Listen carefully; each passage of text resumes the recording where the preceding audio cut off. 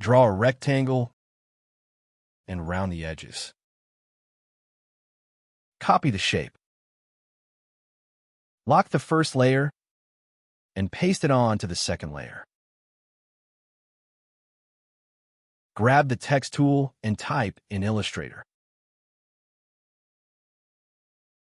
Increase the font size to match the rectangle size.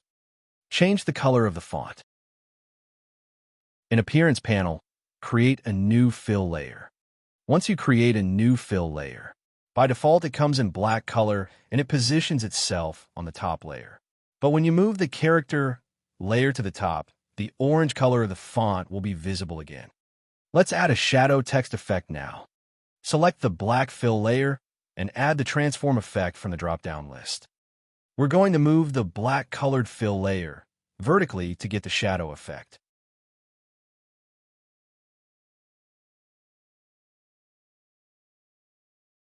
Now, at this point, you can apply multiple effects to your text.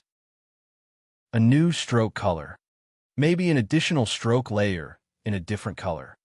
Try new different effects on it, and so on.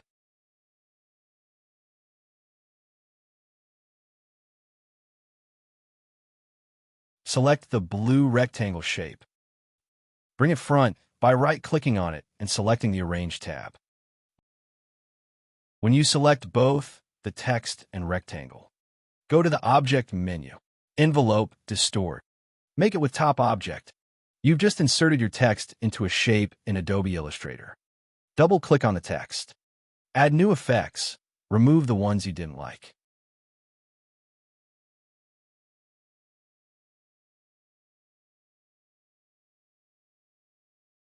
Change the font type.